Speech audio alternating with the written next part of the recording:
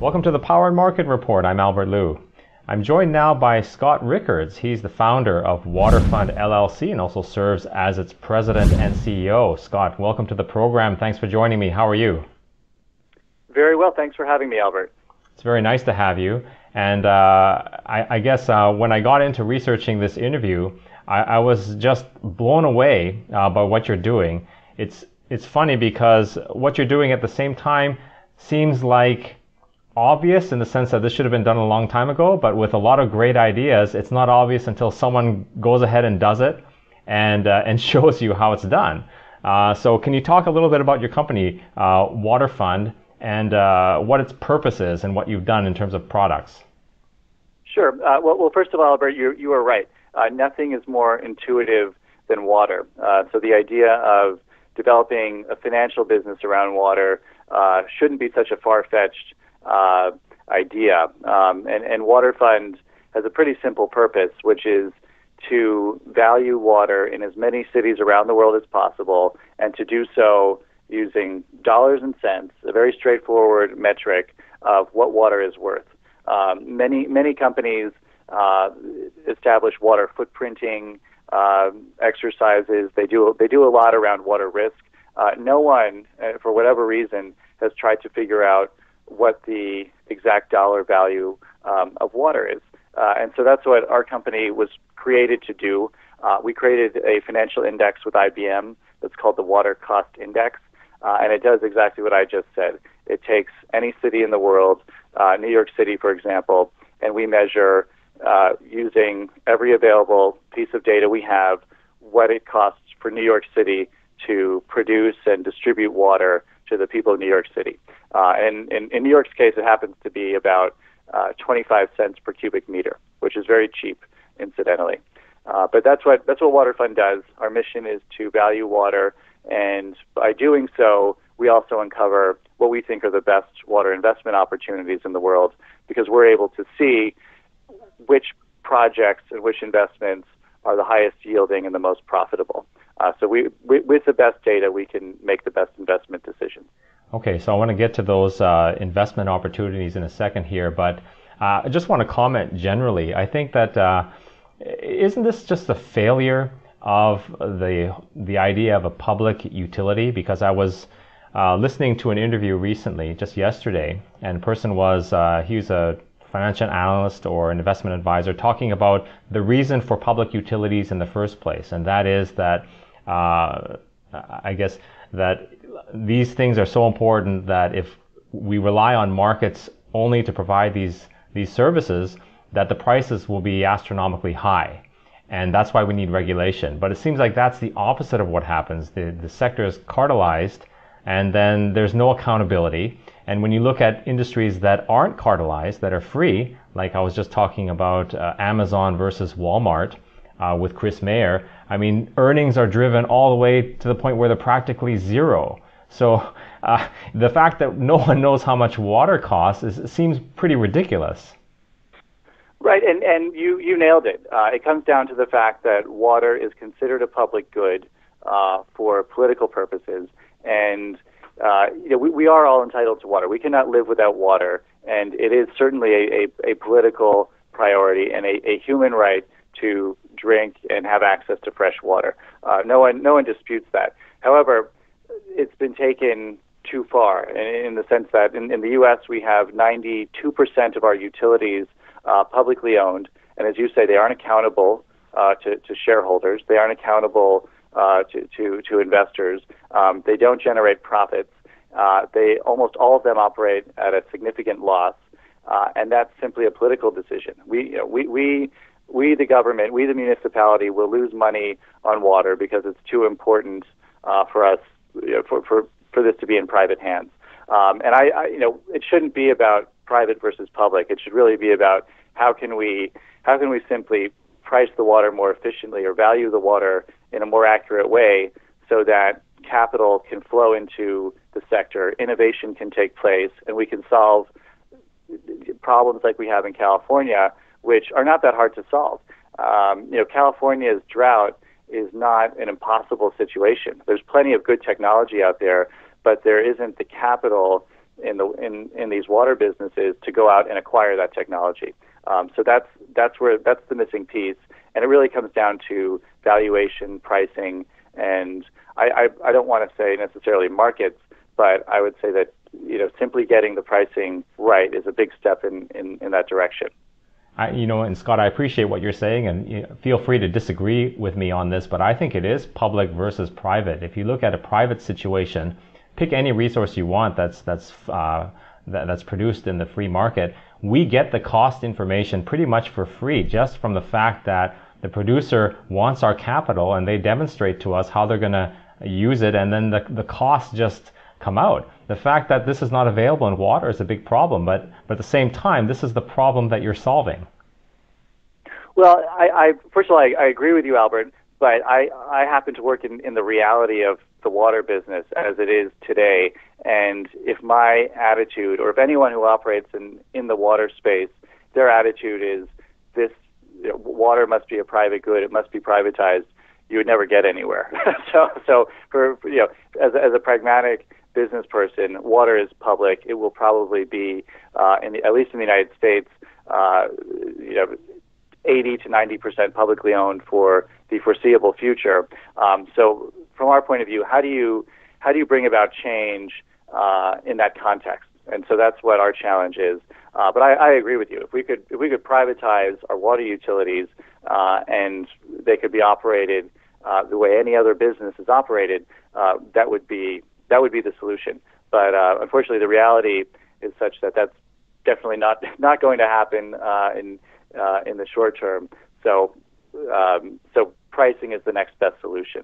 Have public utilities adopt a better pricing system so that at least they have the revenues and therefore can raise the capital they need to make the big investments.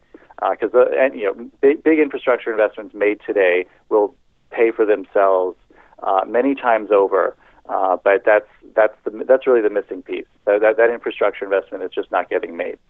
Yeah, and I hear you loud and clear. You definitely don't want to be stopped in your tracks. So given that situation, one of the things that's missing is access to the broader capital markets, and not having proper cost information is a big piece in that. So this is what you're providing. You need a relatively large computer to get this done, which I find interesting. And once you get this done, I guess let me back up. What are the things that play into determining the cost of water? Right. So water, it's actually interesting because debt service is about 30% of what a water utility spends every year. So that just get your head around that as a starting point, because if debt service is 30% of what a water company is spending their water tariff revenue on, why aren't we getting infrastructure investment? So just that's point number one. Point number two on what goes into the cost of water. On the top line, you have everything from chemicals to distribution. Energy is a huge line item. And California, for example, they don't want to desalinate because they say it's too energy intensive. But at the same time, they are pumping water through hundreds of miles of aqueducts, which is far more energy intensive than actually just desalinating water. So it's a huge cost component. There are very few cities like New York where the water just feeds by gravity from the mountains down to the island of Manhattan. But the major cost items are things like debt service, energy. We try to take into account capital expenditures. So if a large project is underway, we'll amortize that cost over 20 or 30 years. So that's we try to look at absolutely everything that a water utility spends to produce the water that gets delivered to their customers. And delivered is the key word, right? You also take into account water that is lost.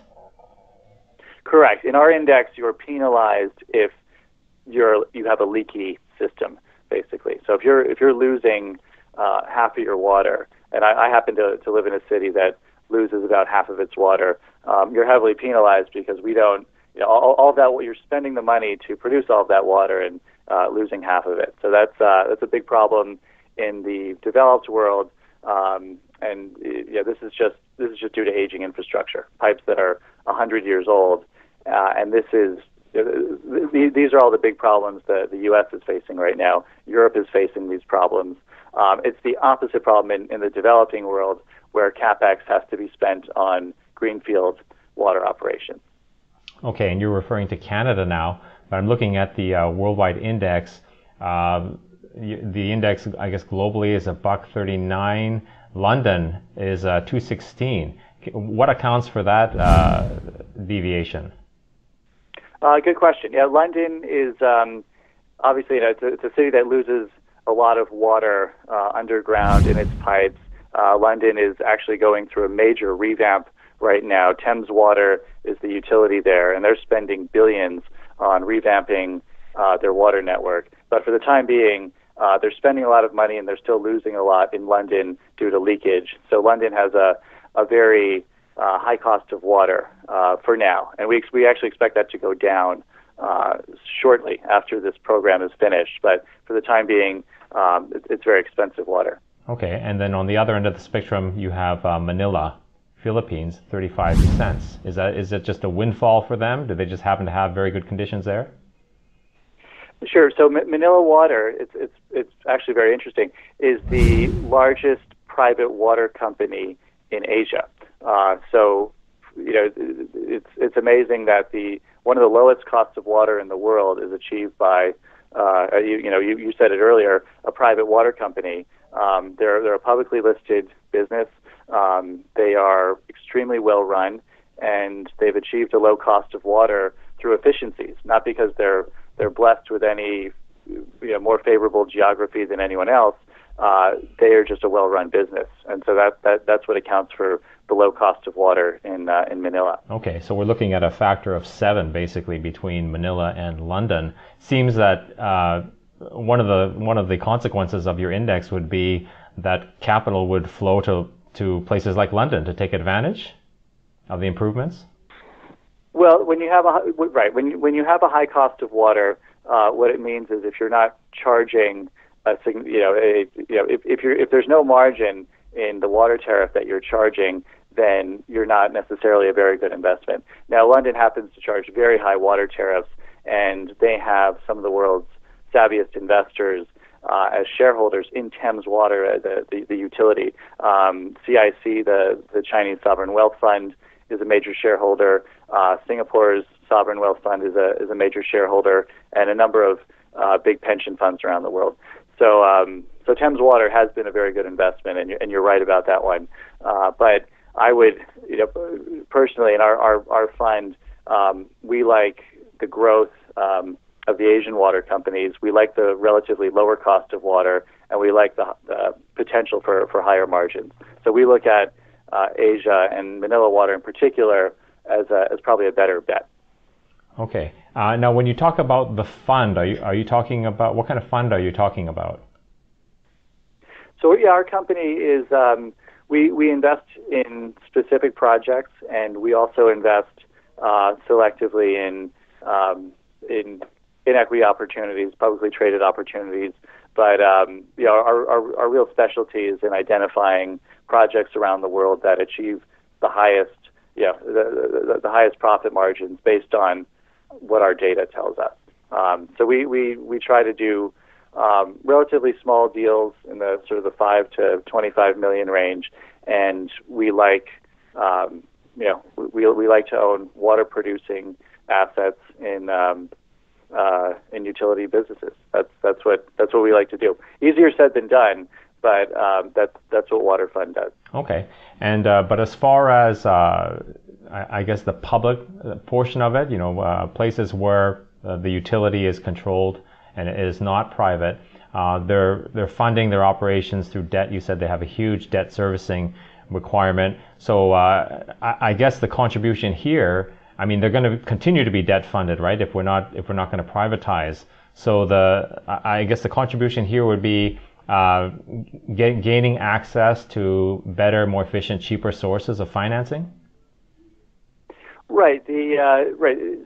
So why given all the access that U.S. municipalities have to the debt markets. You know, a double A rated utility can go to market and raise 30-year capital at under 2%.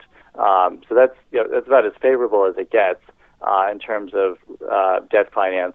Why does that not then lead to more infrastructure investment? Where is the disconnect? That's the big question in the water finance space today. You know, given how low interest rates are, and given how relatively easy it is to tap the debt markets, why is there such a gap in infrastructure spending? And I actually don't know the answer to that question. I wish, if I knew the answer to that question, we would, we'd be able to deliver a much more efficient, a much more efficient way to finance all these projects. But that's not getting done. I suspect it's not getting done because, as you say, as long as these utilities are in public hands, there's no incentive to go out and really make those major investments that are going to pay off over years. Right. A politician doesn't really get much credit for just delivering water, which everyone takes for granted. Right. Yeah. And exactly. At the end of the day, it's a political choice to manage our water utilities this way. Right. Now, you mentioned on the website, though, an interesting use. I mean, you developed this index, and the natural progression would be to have derivatives based on this index. And you talk about how a water agency could reduce their financing costs by essentially buying insurance that's linked to the cost of water. Sounds kind of like credit default swap and AIG, although I'm sure no one would hold you responsible for what they do with the index. Can you talk about that use of the index? Sure. This is the future we think of water finance, and that is on a risk-adjusted basis. Can you can you make smarter and more efficient financial decisions? And that comes down to two things. One, understanding what the value of the water is, and we've done that with our index. And two, what are the other risks that play into running a water business? And obviously, climate is the big one. So we've developed an insurance product, and as you say, it's effectively a swap contract that allows a utility to hedge something like drought or flood, or in the case of our customers in the Middle East, something like red tide, which is where the water, the desalination plant is not able to intake the water because it has too much algae. These kinds of conditions are what interrupt water supply operations, and we've developed contracts that allow a water company to hedge out that risk. So again, it's like any financial contract. It comes down to pricing, and the pricing is still very, this is a very new area of finance for the water industry, and so the pricing is still, still being sorted out, so to speak. But it's very exciting for us because we're the first company really to develop those types of contracts, and it feeds off of the whole field of climate derivatives, which has been developed over the last 10 years. We've just taken it and taken it to the next level in terms of water risk and made specific contracts for the industry. Excellent. Now, one of the ways people can invest in water is, I guess, through the fund you offer, but you also have a product which you call Blue Bonds, which is it's basically a fixed income product, but it sounds a lot like inflation protected bond. Can you talk about that, but instead indexed to the cost of water? Sure. Actually, one of the other reasons Waterfund built the index, I mean, quite apart from the fact that water needs to be more efficiently priced, and you need the data in the first place to go out and price it. We created the index because we think it's a much better metric of what's really going on in terms of inflation. Water is one of the most basic resources we have. We all need it. We all buy it. We all use it. And if the costs are rising disproportionately relative to inflation or a basket of other goods, then that's pretty important to know. So we think investors, and we know that investors value being connected to a benchmark like that rather than the CPI. And so we've created a product called Blue Bonds, which basically pays an investor according to increases in our index. And now it was quite a difficult product to develop because we had to make the investments that allow that to happen. We can't magically create a return out of an index, and so there was a lot of hard work in terms of acquiring water assets that could generate those returns. But it's a very exciting product, and as you say, it's a better benchmark of inflation than what's out there. Certainly better than the CPI. I think almost anything's better than the CPI, but this is definitely a way to see what's really going on. So it's basically principal protected, and then it's the coupon that varies with the price of water? Correct. So we, by owning water producing assets, it is effectively principal protected because you're the utility owner effectively by owning the bond, and the excess return comes from the pricing of the water, which is a function of our index. So we invest in assets that adopt our pricing methodology. Therefore, as the cost of water rises, our pricing goes up, and we're able to pass that return on to investors. Okay, very interesting. I'm just curious, because we mentioned CPI, what type of growth rate have we seen in the water index over the last few years? So, right, we've seen since inception, and this was we backdated the index to 2008. We've seen the index grow about 60%, and that's you're not getting S&P 500 returns, not getting the returns of an equity index, but you're certainly beating the CPI by a huge margin. Right. And so we think it's just a much better proxy for what's really happening in terms of the inflation story. Very interesting. Okay. Thank you very much, Scott. My guest has been Scott Rickards. He is the founder, president, and CEO of Waterfund LLC. And if you'd like to learn more about his company, you can visit him at worldswaterfund.com. Scott, it's been a real pleasure getting to know you here. Thanks for coming on the show. Hope we can do it again. Likewise. Thank you, Albert. And don't forget to visit powerandmarket.com for insightful interviews with the world's leading experts in economics, finance, and investing. This is the Power and Market Report. Until next time, take care.